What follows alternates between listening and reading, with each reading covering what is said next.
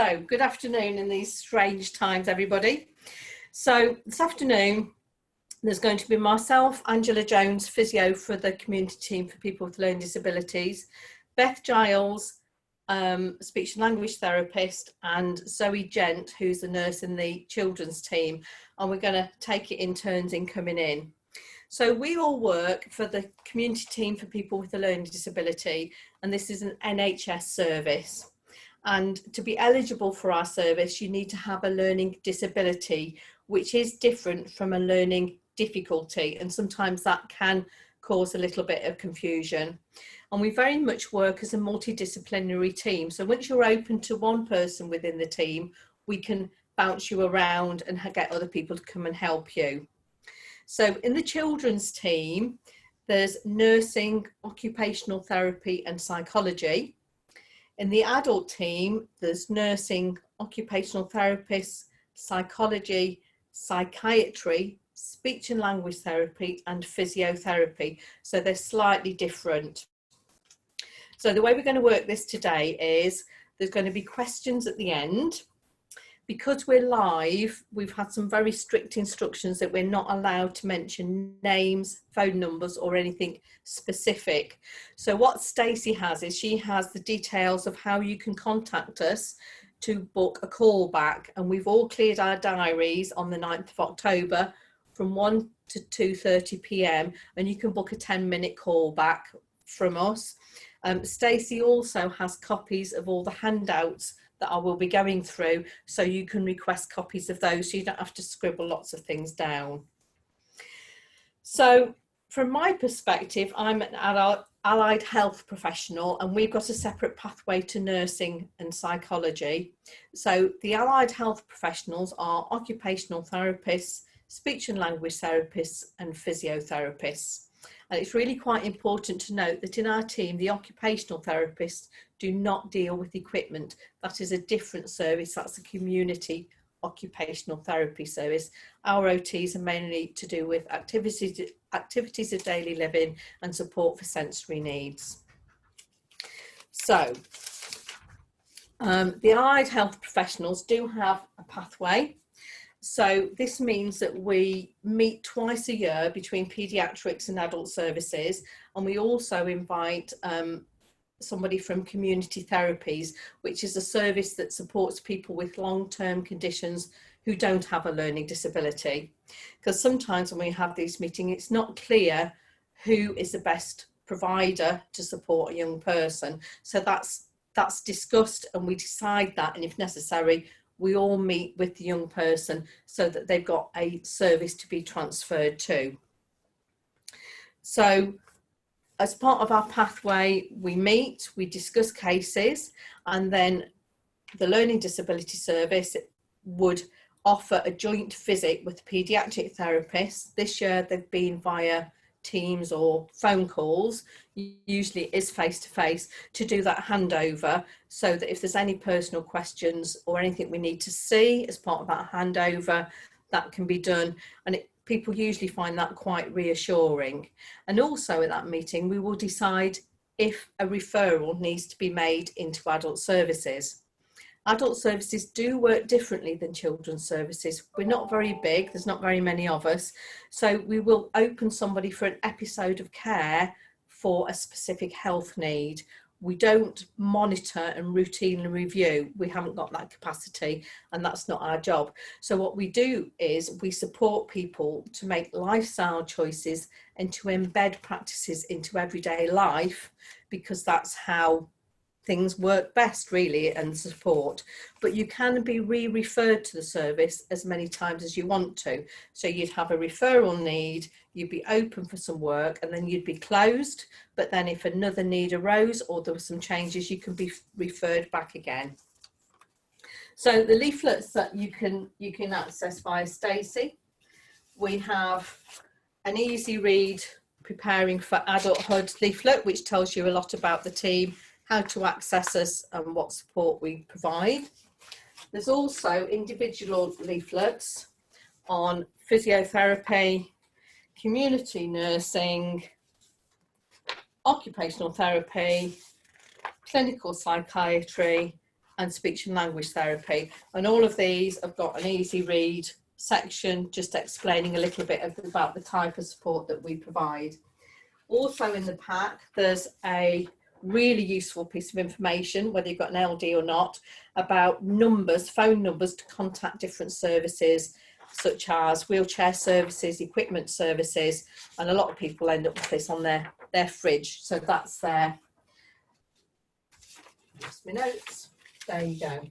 So really, to summarise, we support people with communication, daily living skills, life changes, health promotion, personal care advice, eating and drinking, monitoring medication, that would be the psychiatrists, personal safety, relationships, support to access healthcare, assessments, help with social skills, helping to make choices, and mobility. So now it's time to hand over to Zoe, who's going to come in and tell you a little bit about a few different services. You ready, Zoe?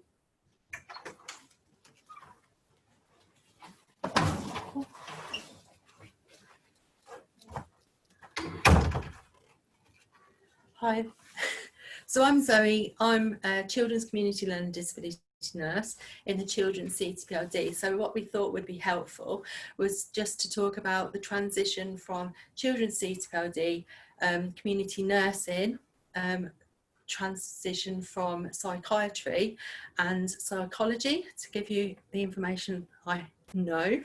I'm really missing meeting everybody, so it's a bit weird, isn't it, all this remote working, but here we go. So community nursing, I work with young people from 5 up until 18, and then those young people, if their health need is still present and they still need that input and that work, we would transfer over to the adult Ctpld community nurses. Because we work as an MDT, so we work as a multidisciplinary team quite closely, about 17 and a half, we would put in a referral to the adult Ctpld nursing, and then we would meet to discuss that young person's health needs and what work needs transitioning over. You would then meet your allocated nurse in the adult Ctpld, and that would be it. Off you go. With regards to psychology, it's pretty much the same. Psychologists all meet up together anyway and do lots of discussions around the people that they work with. So if that young person was coming up to 17 and a half again, and they would need ongoing care with psychology, then that young person would be transitioned to adult Ctpld psychology. They would obviously meet and they would talk and look at plan of care, and then they would be transitioned that way again. With regards to psychiatry, it's slightly different because we don't have psychiatrists within the children's Ctpld. That young person to see a psychiatrist would be under a CAM psychiatrist. So when they come in up to 17 and a half, again, they have a transition pathway, and the CAM psychiatrist would refer to the adult Ctpld psychiatrist. They would meet. Obviously, at the moment, all of this meeting isn't face-to-face and is remote or through Teams, through phone calls and discussions. They would meet, look at plan of care, look at how that is best to be transitioned. There would be joint meetings between the CAM psychiatrist and the adult Ctpld psychiatrist, and then that person would be transitioned when they were 18. So that's basically it from the children's Ctpld to adult Ctpld. Obviously, if there was no health need or any need for the plan of care to continue, then that young person would be closed to the team, but obviously they can be re-referred at any time. I just want to also tell you about a couple of teams that we have within the wider LD services that we run. So we have the intensive support team, and they're a group of professionals who work together, and they provide assessment and treatment for individuals from the age of 14 onwards. So from 14 through adulthood, whenever's needed, who live in Northamptonshire. So they have to have a learning disability, and they have to present with severe challenging behaviour and or mental illness. So they're normally referred by either the children's Ctpld or the adult Ctpld, but the intensive support team works really intensively with that person and they have an OT, speech and language therapist within their team, as well as psychologists within their team and nurses. And then we talk about One Willow Close, just to let you know about that. That's an adult short break service, which is a 6-bedded unit, and it's offered to people with complex health needs and learning disabilities. So they are for adults, so they're over the age of 18, which operates 24 hours a day, 365 days a year. And they support clients, family members and carers to provide holistic and joint working in this setting. I think Angela has talked about everything else, and that's my little bit done. So I think we're all done. So Angela and Beth are in the next room. So I'll put my mask on and they're going to come and join us if there's any questions.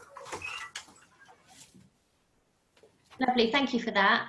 As Angela mentioned, the information that you spoke about, I will be sending that out following the event. So anybody that's registered for a ticket will get that information.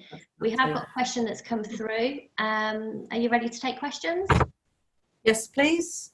Okay, so how does the Ctpld team link with the community mental health team for adults, or are you a separate team? Our 18-year-old daughter doesn't quite fit within the Ctpld team since she hasn't quite got a learning disability diagnosis. But are the mental health team experienced with issues around learning difficulties and or consult with your team? Right, Zoe. Okay, so I hope you can hear me through a mask because we're all together, so we need to have our masks on.